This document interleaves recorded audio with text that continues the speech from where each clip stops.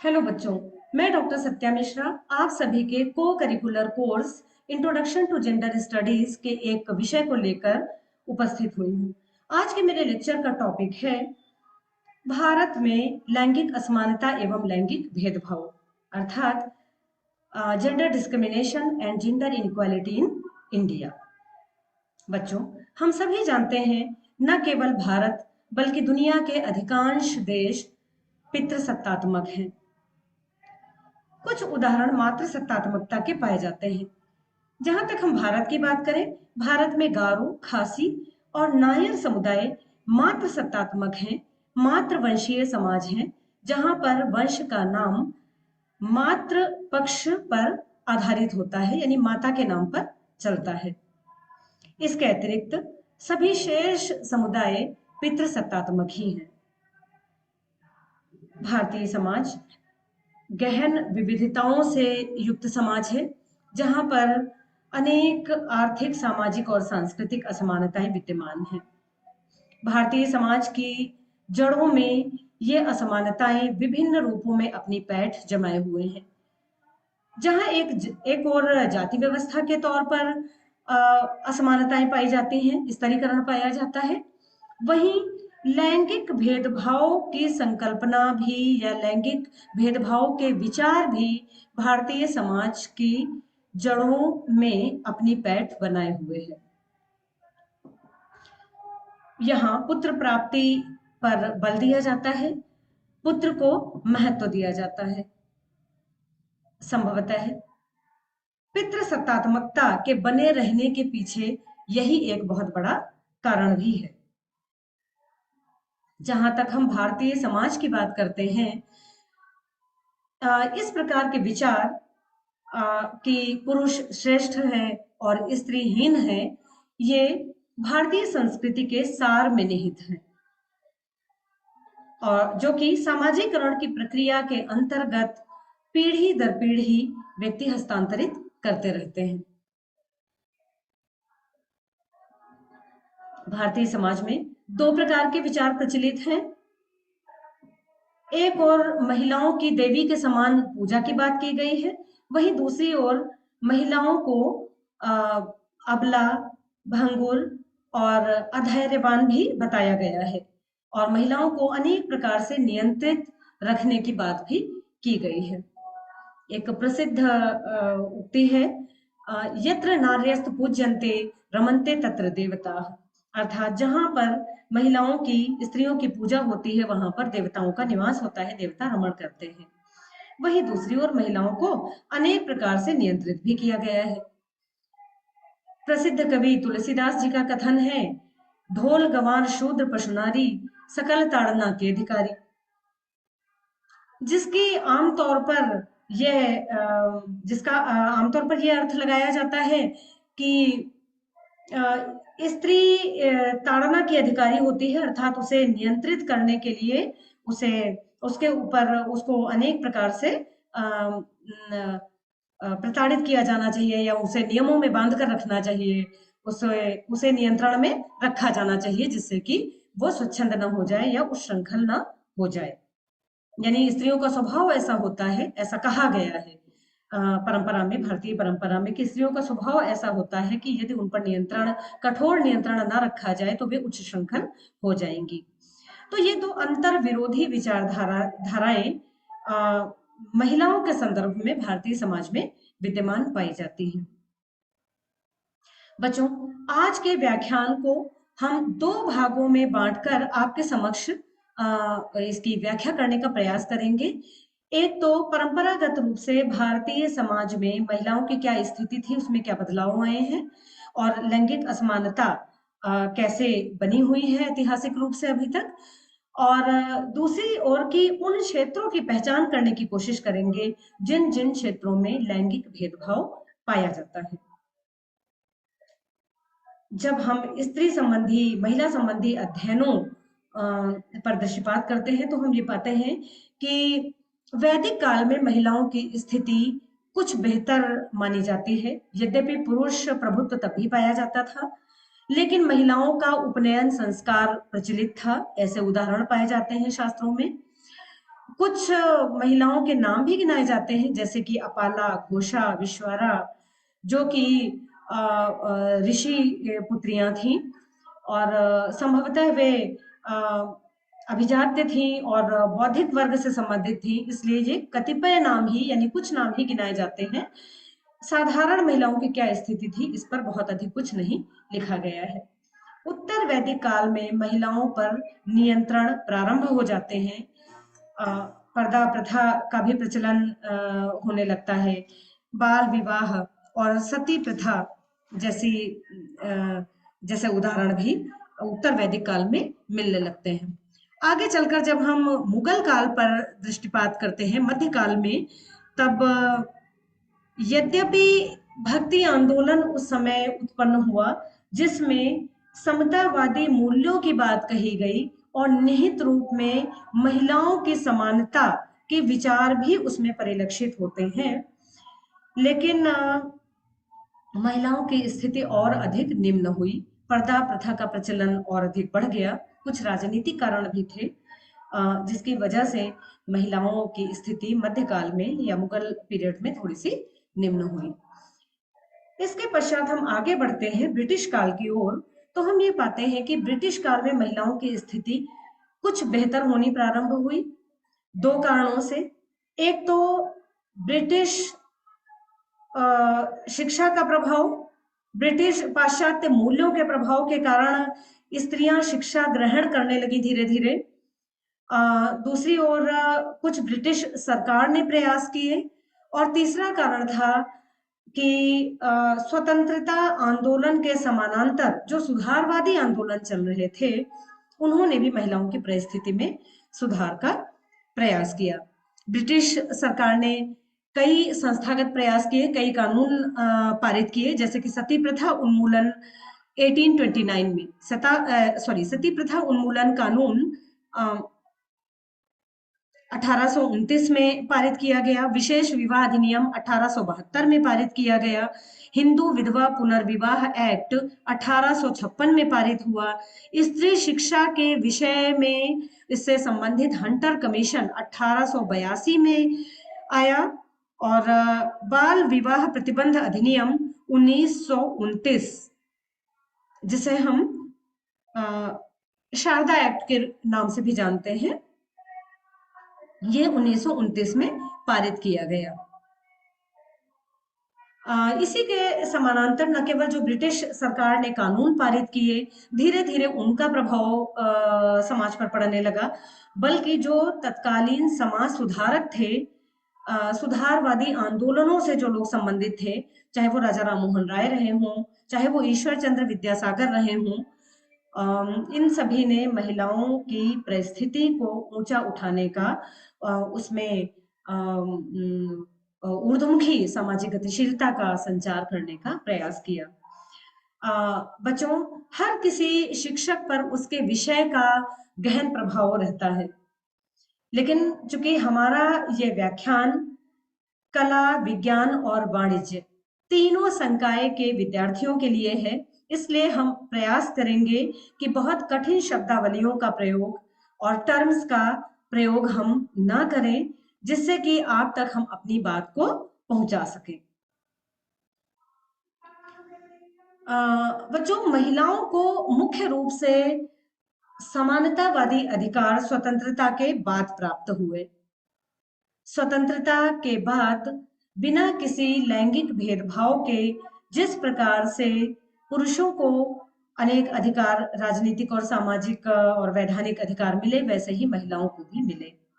सार्वभौम वयस्क मताधिकार की संकल्पना प्रस्तुत की गई, जिसके अंतर्गत महिलाओं को भी मताधिकार का अधिकार मिला। इसके अलावा अन्य क्षेत्रों में भी बिना जाति, धर्म, वर्ग और लिंग के भेदभाव के सभी प्रकार के विकास की, समग्र विकास की संकल्पना प्रस्तुत की गई। बच्चों, अब हम चलते हैं अपने व्याख्यान के दूसरे पार्ट की ओर, दूसरे भाग की तरफ, कि लैंगिक भेदभाव किन किन क्षेत्रों में दृष्टिगत होता है। वैसे तो ये विषय ही, दोनों ही विषय भारत में महिलाओं की परिस्थिति क्या रही है और लैंगिक असमानता कैसे कैसे विद्यमान रही है विभिन्न कालों में, ये भी एक बहुत बड़ा विषय है। दूसरी ओर मैं आपको बताऊं कि किन किन क्षेत्रों में लैंगिक असमानता विद्यमान है, यह भी बहुत ब्रॉड विषय है जिस पर बहुत सारे शोध हुए हैं, लेकिन हम इसे अपने एक लेक्चर में समेटने का प्रयास करेंगे और संक्षिप्त रूप से आप सभी के समक्ष कुछ तथ्यों को प्रस्तुत करने का प्रयत्न करेंगे। बच्चों, हम ये देखते हैं कि लैंगिक भेदभाव सामाजिक, सांस्कृतिक, शैक्षिक, जनांकिकीय, राजनीतिक और आर्थिक क्षेत्रों में दृष्टिगत होता है। लैंगिक भेदभाव के परिणाम जो असमानता उत्पन्न हुई है वे इन सभी क्षेत्रों में दिखाई देती है। हमारी समाज हमारा समाज, हमारी संस्कृति कुछ इस प्रकार की है कि वो पुरुषवादी मूल्यों पर बल देती है, पुरुष को श्रेष्ठ बताती है और स्त्रियों को हीन बताती है। इसलिए एक और पुरुषवादियों ने और समाज ने पुरुष श्रेष्ठता के विचार स्त्रियों पर थोपे भी हैं, उन पर लागू भी किए हैं। वहीं दूसरी ओर स्त्रियों ने उन्हें आत्मसात भी किया है, स्वयं भी स्वीकार किया है, क्योंकि चूंकि ये समाजीकरण की प्रक्रिया के माध्यम से ग्रहण किया है महिलाओं ने, ये हमारी विचारधारा में, हमारे सांस्कृतिक सार में निहित है। तो अनायास समाजीकरण की प्रक्रिया के साथ साथ इस प्रकार के मूल्य महिलाओं ने स्वयं ग्रहण किए हैं और उन्हें पता ही नहीं होता है कि उनका कहीं शोषण हो रहा है या उनके साथ असमानता का व्यवहार किया जा रहा है या उन्हें दूसरे दर्जे का बताया जा रहा है, और वे स्वयं स्त्री को हीन मानने लगती हैं और उससे संबंधित अनेक प्रकार की क्रियाएं वे स्वयं करने लगती हैं। जैसे जैसे शिक्षा का प्रभाव बढ़ रहा है वैसे वैसे यह बोध भी महिलाओं के अंदर बढ़ रहा है कि तर्कसंगतता बढ़ रही है, तर्क करने की शक्ति का विकास हो रहा है और महिलाएं ये समझने लगी हैं कि कौन सी चीजें हमारे लिए हमें हमारा हमारा शोषण करती हैं, हमें दूसरा दर्जा प्रदान करती हैं, और कौन सी चीजें हैं जो हमें गतिशील बनाती हैं, हमें अपने स्तर को ऊंचा, अपनी परिस्थिति को ऊंचा उठाने के लिए प्रेरित करती हैं। बच्चों, जब हम जनांकिकीय परिदृश्य की बात करते हैं तो हम देखते हैं कि जनगणना के आंकड़े, वर्ष 2011 की जनगणना के आंकड़े ये बताते हैं कि लैंगिक अनुपात में लगातार कमी आई है और वर्ष 2011 की जनगणना के अनुसार लैंगिक अनुपात 943 प्रति हजार पुरुष पाया गया है, अर्थात प्रति 1000 पुरुषों में महिलाओं की संख्या सिर्फ 943 पाई गई है। यद्यपि आपको मैं ये बता दूं कि विगत वर्ष 2021 में राष्ट्रीय परिवार स्वास्थ्य सर्वेक्षण की एक रिपोर्ट जारी की गई थी जिसमें ये पाया गया कि महिलाओं का लैंगिक अनुपात मतलब जनसंख्या में लैंगिक अनुपात बढ़ा है और महिलाओं की संख्या प्रति हजार पुरुषों में बढ़कर 1020 हो गई है। लैंगिक अनुपात में कमी का एक बहुत बड़ा कारण कन्या भ्रूण हत्या भी है, क्योंकि पुत्र प्राप्ति को पर बल दिया जाता है, पुत्र को महत्व दिया जाता है। इसलिए यद्यपि कानून बनाए हैं सरकार ने विभिन्न प्रकार के महिलाओं के संरक्षण के लिए, लेकिन फिर भी अनेक प्रकार से, अनेक अवैध तरीकों से कन्या भ्रूण हत्याएं की जाती हैं। और इसी प्रकार से ये असमानता न केवल जनांकिकीय पटल पर दृष्टिगत होती है, बल्कि जब हम साक्षरता संबंधी, शिक्षा संबंधी आंकड़ों पर दृष्टिपात करते हैं तो भी हम पाते हैं कि जहां पुरुषों की साक्षरता दर 2011 की जनगणना अनुसार 80.9% है, वहीं महिलाओं की साक्षरता दर 64.6% यानी 64.6% है। इसमें बहुत अंतर विद्यमान है, क्योंकि महिलाओं की शिक्षा को अधिक महत्व नहीं दिया जाता और ये माना जाता है कि महिलाएं घरेलू कार्यों तक केंद्रित हैं और उन्हें घरेलू कामों तक ही सीमित और केंद्रित रखना चाहिए और बाहर जाकर कार्य करने की क्षमता पुरुषों के अंदर है। एक बात मैं यहाँ पर और बताती चलूं आप सभी को कि पुरुष सत्ता या पितृ सत्ता के विचार दो कारणों से ऐसा समाज वैज्ञानिकों का मानना है कि दो कारणों से प्रचलित हुए हैं। एक तो जैविकी कारण, जिसमें ये माना जाता है कि पुरुष शक्तिशाली है, बलशाली है, लेकिन और महिलाएं शक्तिहीन है। इसके पीछे एक तथ्य यह भी है कि महिलाओं के अंदर प्रजनन की क्षमता का होना, उन्हें मासिक धर्म का होना उन्हें कहीं ना कहीं कमजोर बनाता है और उन्हें घर में ही केंद्रित रखा गया कि वे शारीरिक रूप से अनेक चुनौतियों का सामना करती हैं और अनेक शारीरिक कष्टों का सामना करती हैं, तो उन्हें घर पर ही रहना चाहिए और पुरुषों को घर के बाहर जाकर कार्य करना चाहिए।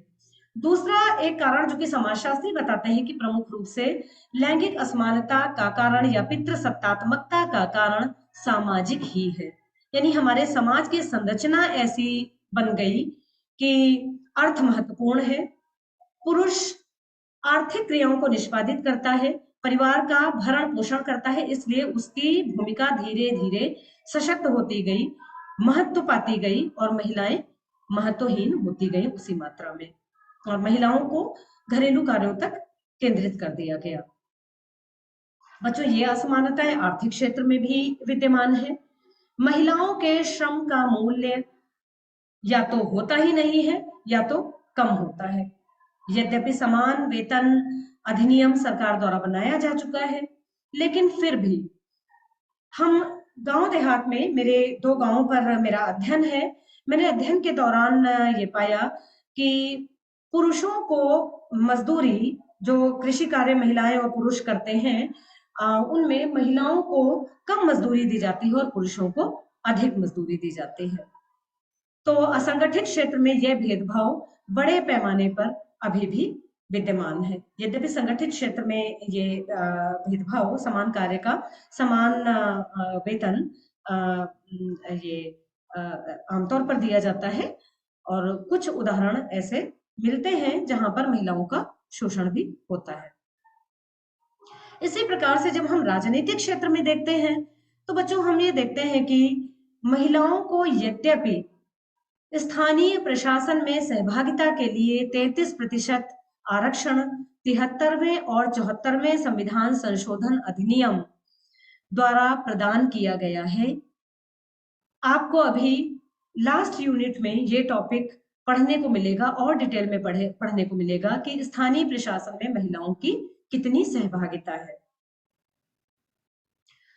तो बच्चों, वास्तविक रूप से यद्यपि महिलाओं को 33% का आरक्षण प्रदान किया गया है संस्थागत स्तर पर, इसलिए सीट तो महिला घोषित कर दी जाती है, लेकिन अधिकांशतः वास्तविक राजनीतिक कर्ता धर्ता उस महिला का पति या पिता या भाई ही होता है या परिवार के अन्य पुरुष सदस्य ही राजनीति करते हैं और महिलाओं को चूंकि उनके लिए रिजर्वेशन है, इसलिए घर के किसी महिला सदस्य को खड़ा किया जाता है और प्रधानपति कार्य करते हैं। ऐसे एग्जाम्पल्स आप लोगों ने भी देखा होगा। तो बच्चों, हम ये देख रहे हैं कि शैक्षिक, सामाजिक, सांस्कृतिक, जनांकिकीय, राजनीतिक और आर्थिक स्तर पर अनेक प्रकार से भेदभाव स्त्री और पुरुष के बीच में प्रचलित है, विद्यमान है और आज भी महिलाएं दूसरे दर्जे पर हैं। महिलाओं को हीन माना जाता है और पुरुषों को श्रेष्ठ माना जाता है। बच्चों, जैसे जैसे महिलाओं की शिक्षा में बढ़ोतरी हुई है, वैसे वैसे जागरूकता भी बढ़ी है और महिलाएं स्वयं अपने विषय में निर्णय लेने लगी हैं, अपने बारे में सोचने लगी हैं और बहुत हद तक प्रतिवाद भी करने लगी हैं। जब बच्चों हम आर्थिक भेदभावों की बात करते हैं तो एक बहुत इम्पोर्टेंट फैक्ट है कि यद्यपि हिंदू उत्तराधिकार अधिनियम 1955, जिसमें कि समय समय पर अनेक संशोधन किए गए, उसमें महिलाओं को पुत्र की भांति ही, पुत्री को पिता की संपत्ति में या पैतृक संपत्ति में पुत्र की भांति ही अधिकार प्राप्त हैं। स्त्री को पर्सनरी माना गया है, अर्थात उन्हें पिता की संपत्ति का जन्म सिद्ध अधिकारी माना गया है। लेकिन ये अधिकार स्त्रियों को तब मिलते हैं जब इन अधिकारों की वह मांग करती है। इस कानून में भी संशोधन किया जाना चाहिए कि पिता की मृत्यु के पश्चात जब संपत्ति का बंटवारा होता है, ऑटोमेटिक बंटवारा होता है, तो वह माँ को यानी पिता की पत्नी को और उसके लड़कों को समान रूप से ऑटोमेटिक बंट जाता है, लेकिन लड़की को तभी मिलता है जब वो मांग करती है। इसका ऑटोमेटिक बंटवारा जब होगा, वास्तविक रूप से समानता तभी आएगी। अभी भी पुत्र के पालन पोषण में पुत्र की शिक्षा पर अधिक व्यय किया जाता है और महिलाओं की, बेटियों की शिक्षा पर और उनके खान पान पर, उनके पालन पोषण पर उतना अधिक व्यय नहीं किया जाता है, उनके विवाह पर अधिक बल दिया जाता है। और विवाह के पश्चात माता पिता मुक्ति पा लेते हैं। कहने का तात्पर्य यह है कि स्त्री चाहे सक्षम हो, बेटी चाहे सक्षम हो, चाहे वह अक्षम हो, लेकिन पिता वहीं तक साथ देता है जहां तक उसका विवाह नहीं होता है और संपत्ति के सारे अधिकार वो अपने पुत्रों को प्रदान करता है। तो बच्चों, व्यक्तिगत रूप से भी मेरा ये मानना है कि स्त्रियों को वास्तविक अधिकार तभी मिलेंगे जब संपत्ति में ऑटोमेटिक हिस्सेदारी उनकी सुनिश्चित की जाएगी। इस प्रकार से हमने देखा बच्चों कि बहुत सारे ऐसे क्षेत्र हैं जहां पर लैंगिक भेदभाव अपनी जड़ें जमाए हुए हैं। यद्यपि सरकार द्वारा बहुत सारी नीतियां चलाई जा रही हैं, अनेक योजनाएं चलाई जा रही हैं, अनेक विधान पारित किए गए हैं महिलाओं को स्थिति में सुधार के, जिनके सकारात्मक परिणाम आए हैं, लेकिन आज भी महिलाओं को वंचित समूह के रूप में देखा जाता है, जिनके कल्याण के लिए अनेक कल्याणकारी नीतियां सरकार बना रही है। अभी हाल ही में सरकार ने मिशन शक्ति कार्यक्रम चलाया, इसके भी काफी सकारात्मक प्रभाव दिखे हैं। लड़कियां जागरूक हुई हैं और महिलाओं को अपने अधिकारों के बारे में जो विभिन्न कार्यक्रम किए गए, उसमें बालिकाएं अपने अधिकारों को जान पाई हैं और सचेत भी हुई हैं। इसी प्रकार से बच्चों, जब अगर हम देखें तो एक लंबी लिस्ट है जो उन योजनाओं की जो सरकार द्वारा चलाई जा रही हैं। बच्चों, एक बात हम और कहना चाहेंगे कि संयुक्त राष्ट्र विकास कार्यक्रम ने अपने 17 लक्ष्य निर्धारित किए हैं, जिसमें से एक प्रमुख लक्ष्य लैंगिक समानता लाने का लक्ष्य भी है। तो न केवल भारत में बल्कि वैश्विक स्तर पर महिलाओं को पुरुषों के समान अधिकार देने की बात अनवरत की जा रही है।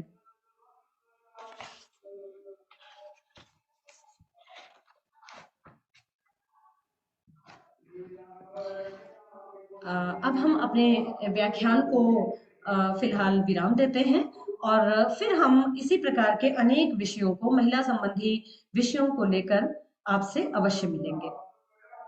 धन्यवाद।